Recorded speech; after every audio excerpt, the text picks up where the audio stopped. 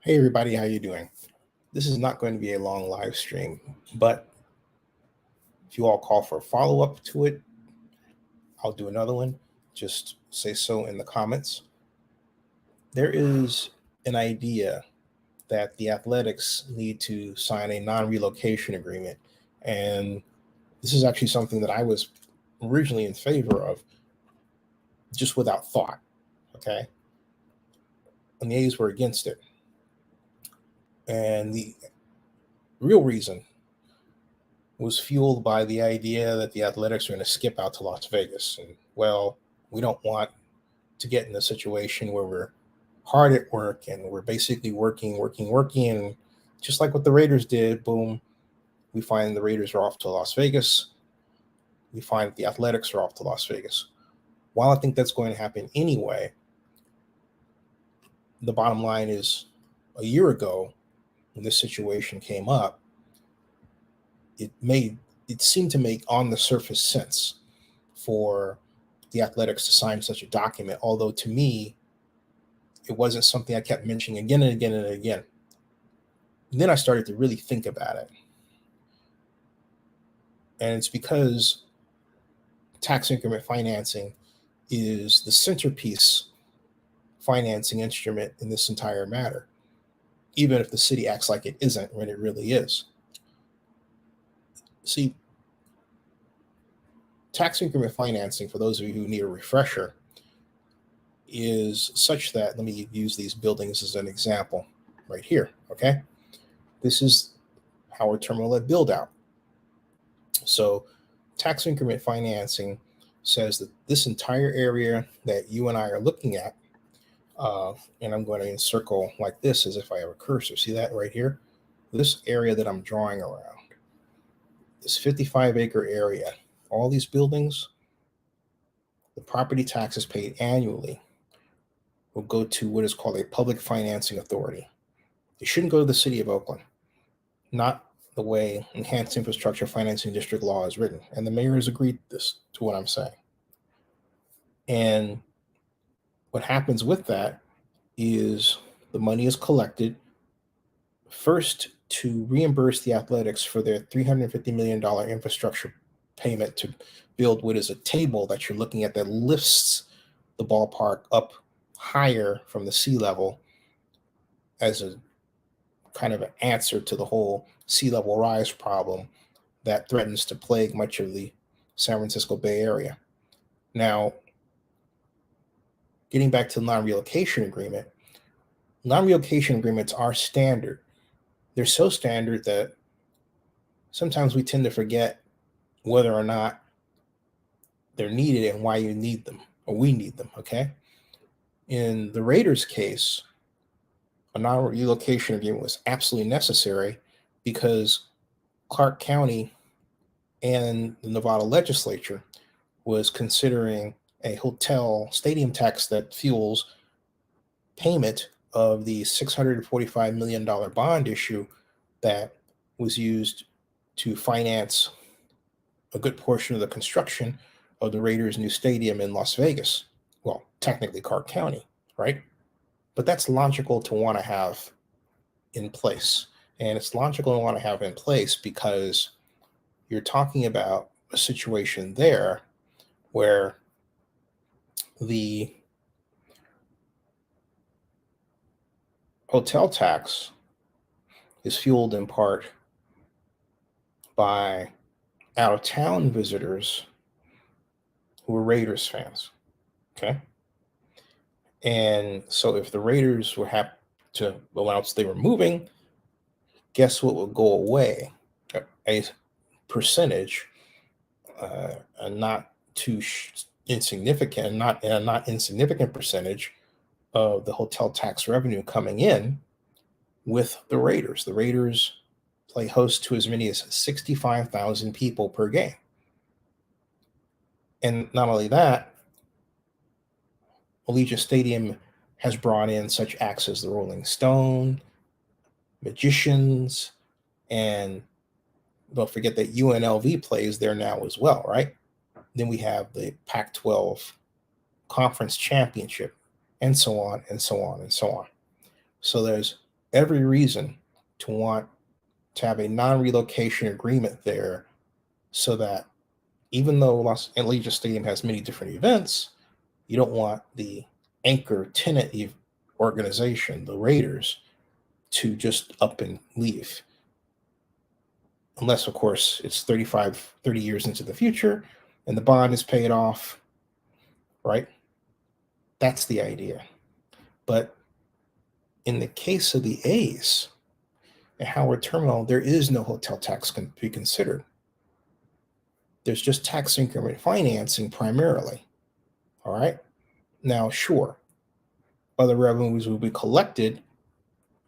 At least it is thought. They haven't put together anything final, like sales taxes, parking, and so on, that really should go to the city. But there's an idea that they would collect those as well. However, the property tax revenue from tax increment financing is the largest and most robust piece of all of this. Okay. It is paid when the owners of the building pay their property tax annually. That's it. So you can have an empty building, but the owner still must pay the property tax. Period. End of story. Media people have really screwed up this concept, thinking that this project in Oakland is just like some project someplace else. It's not. First of all, in Oakland, the focus is the use of tax increment financing. That's not always the case in other cities, and a number of people have mistook other forms of financing to be tax increment financing. That mistake is common. All right. The reality is that in Oakland we have not IFD. Okay, we have E. Remember this: EIFB right here. All right. Enhanced E, infrastructure I, financing F, district D. Enhanced infrastructure financing district. It's not an IFD. And this is how the law is called. That's what it's called. All right. Remember that. Okay. So as long as the property tax is paid annually, after 25 years, the A's could leave, but someone else will build the stadium structure. They're not going to tear it down. What the city's concern should be is making sure that there is a contractual agreement for both parties to find a buyer for the ballpark and not tear it down, so that the property tax payments are continued, so that there is a reuse. There's a tacit understanding that the structure will be retained and reused. You understand what I'm talking about?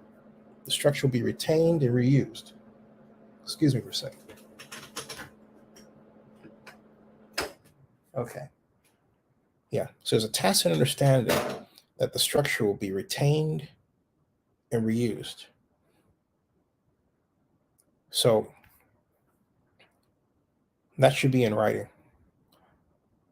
Otherwise, what we're looking at is a very simple situation.